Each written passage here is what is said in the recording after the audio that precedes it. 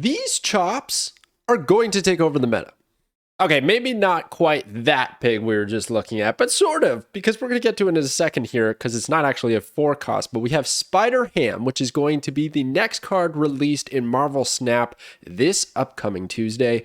It is a 1/1 on reveal. Transform the highest cost card in your opponent's hand into a pig, keeping its power and cost. So that pig that we saw earlier, that was just a template. It's like a 4/0, but really it could be anything. It could be a 6/10. It could be, I don't know, a 1/1. It depends on what is the highest cost card in your opponent's hand at that given time. But that is a crazy, crazy effect, because what is the most valuable card in your deck? I imagine it's probably the highest cost card that you put in your deck, because that's your big payoff. You're spending the largest amount of energy possible on a single card that you put in your deck for some kind of amazing payoff with the ability, typically.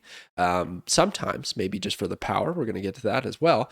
But for the most part, this is going to be such a fantastic disruption tool. I think it's honestly going to change the meta slightly. There's a lot of top decks right now that rely on their big late game push, and Spider Ham might put them to rest. All right, so let's get into some of the mechanics of Spider Ham, because I think there's a few things that are worth noting. And by the way, I've teamed up with snap.fan, so if you want to check out their full article, which is going to give you the ins and outs of this card, go check it out, link in the description. But the pig essentially has no ability, right? So you transform a card in your opponent's hand into a pig. It has the no ability tag. That really only means that it can get buffed by Washington, D.C. if it's a location on the field, and also Patriot if they just so happen to be running it. Not really worth putting in Patriot if you're anticipating on being hammed. There's a few other cards that I think are going to be worth having in your deck. But anyways, it could come up, it could happen, it could get the buff, okay? Another thing is that it can hit the same card if it remains the highest cost in your opponent's hand. The selection is random if the two are equal.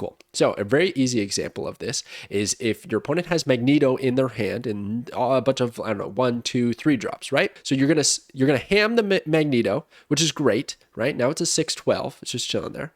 But then if you bounce it back to your hand and you play the ham again, it's not gonna look for something that's not the pig, right? It will hit the same big 6/12 pig that is in their hand a second time. And that does effectively nothing. You don't want to transform the pig into a pig because that does nothing. Another scenario is if your opponent has, let's say, 2 5 drops, right? So they have, let's say, Sarah and Iron Man, and you play Spider Ham and you pig the Iron Man, okay? So now they have a 5/0 and a 5/4. They still have their Sarah intact. Well, you bounce back Spider Ham with Beast or Falcon, and then you play it again, and you're hoping that you're going to hit that Sarah. You don't even know what's in their hand, but ideally you're hoping you hit a different card. And it does, in fact, this is a very big note, it does show for you as the player playing Spider Ham what you actually turn into a pig. So you do get that piece of information. But again, going back to the scenario, it can hit that Iron Man a second time. So the animation that you would see is just basically the pig getting smacked with that hammer and turning into a pig once more. So while the bounce strategy can seem really exciting, I don't know if it's always going to pay off. You don't always know if your opponent has multiple cards of the same high cost, or if they're just running one and they end up not playing it because now it's a pig, right? So a lot of the times I think bouncing is just not going to be worth the effort put in. And another note is that the pig retains any inflicted stat changes. So if you whip them with Scorpion or you turn it into a 6 cost with Baron Mordo, it will retain those differences. It's not going to go back to what it once was because it turned into a pig. It will maintain the stat changes. Okay, so some pros to this card. Well, it's going to completely ruin your opponent's game plan, right? That 6 cost card is what they wanted to run, or that 5 cost, whatever it is. Let's look at some examples here, right? Discard with Apocalypse. So a frequent line of play is to play MODOK on turn 5 so that you can discard your Apocalypse and your Swarms or whatever else they probably want to discard. The problem would be is that if your opponent plays Spider Ham on that very same turn and then turns your APOC into a pig rather, and then it gets discarded because of MODOK, well, now you don't have that big turn 6 swing anymore now, do you? And your Dracula is probably looking pretty sad. So I think that's pretty rough for discard. Galactus. Obviously, you want to play Galactus. It'd be really bad time if it became a pig. It's not going to work. Sarah Miracle, okay? Sarah. Like, Sarah decks typically run a lot of like 3 2s and 1s. They don't run a whole lot of expensive stuff. And usually Sarah is the most expensive. And if you hit that, then they can't really, dish out their full combo. I think they'll still be okay because sometimes you just don't draw it and you make it work anyways. But still, like that would suck. And another one is High Evo. So, High Evo is kind of running rampant right now in the meta. And mostly because of that big turn 6 Hulk. Right? A lot of people are playing Hulk at the very end. If you can turn it into a pig, it's going to lose the ongoing tag and not retain any of those additional points of power that it would have had from all that unspent energy. So that's a pretty nice hit to that deck. It still will be a 6/12 pig, right? So basically taking it from an evolved Hulk back to a normal Hulk with a slightly better skin. Yeah, so I think it might be a pretty decent counter to that deck. I hope so anyways. I hope so. And they tend to run some higher cost stuff as well. But what are some of the cons? Well, it can backfire. I'm going to get to the counters in a second because a lot of the counters are just basically based on what you hit with the effect of Spider-Ham, but it can backfire. Looking at you, Infinite. Another thing is it has low power.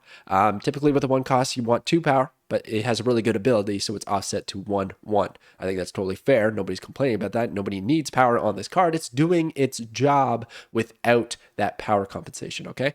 Not many direct synergies. You could Wong, but then you're just hitting the same thing twice. You can bounce it back, but you might hit the same thing twice. I don't know if there's all that many synergies. Maybe you want to Doc Ock and pull the cards out of their opponent's hand to make sure that the pig hits the ground, but I don't know if you even really want to do that. So I feel like it's really just its own solo disruption play. And then you can kind of build some decks around. We're going to get to that in a second. But I think for the most part, it doesn't have direct synergy, right? And then it may end up being a very frustrating experience. Okay, this is basically my prediction right now. Well, 1, I think this is going to be a very strong card, but 2, I think a lot of people are going to be so salty over this card, and give it 1 or 2 weeks and nobody's going to want to see Spider-Ham running around in the meta and everybody's going to be calling for nerfs because it's one of those cards that just ruins your opponent's game plan and your opponent's experience playing Marvel Snap. They wanted to play that big payoff card, that fun card, maybe that card they got a new variant for, and then it turns into a pig. You don't even get to look at the variant anymore. So I'm a little worried that people are going to get really frustrated with this one. But for the first week or two, it's going to be fun. All right, so here are some counters. So basically, like I was saying, it's just all about what ends up turning into this pig here. So if you hit the Infinite, that's not very good because now the Infinite doesn't have its negative condition. It's just a 6/20 that can be played on turn 6, and your opponent is gonna love it. Another one is Agatha. So if Agatha is the highest cost card in your opponent's hand and she's playing their cards for them, well, you're gonna give them a 6/14 and they can start playing cards again. So I feel like that's a pretty good deal for them. Red Skull again, getting rid of that ability, and then it's just a 5/12. That's pretty nice. And Giganto, another one, 6/14. Now I can play it anywhere. So those big cards are just getting kind of bonus value essentially from being hammed. And then you got Cosmo, which can deny the on reveal, which definitely is a counter.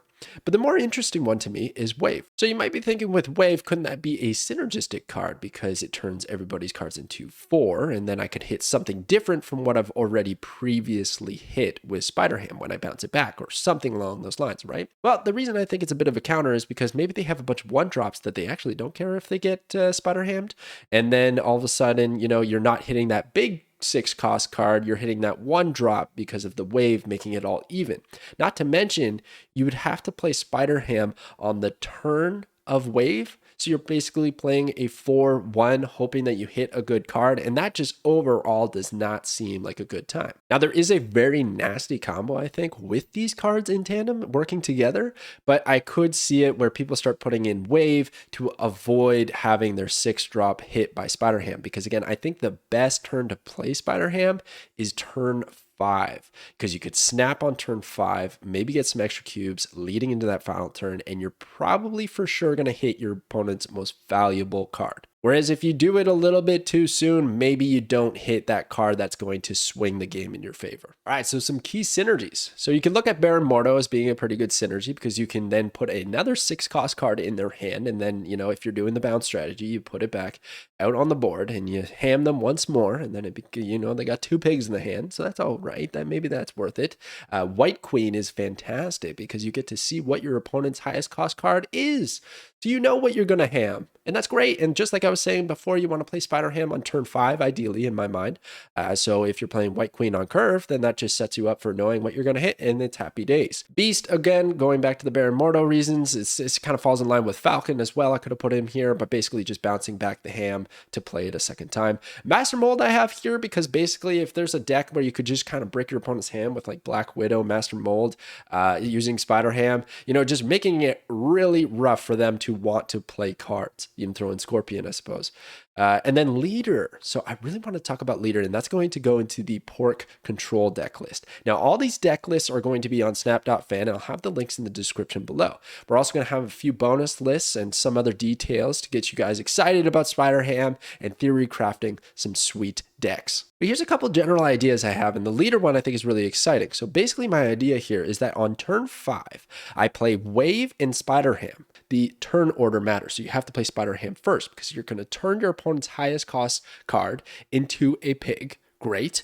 And then you're going to wave, making everything 4. And the thinking here, the strategy is that you then play Leader on 6. Your opponent can only play 1 card. If they choose to play that pig for whatever reason, because maybe it was an Infinite or it was just a high power something, well, you're going to copy it with Leader. And if you have an advantage on the board, then you've locked in a win. I feel like that combo could be nice, but maybe there's just a few too many tools that need to kind of fall in line to make it work consistently. But overall, the deck just has the good list cards, so I think it's going to do just fine. And then you got the Bouncy Bacon list.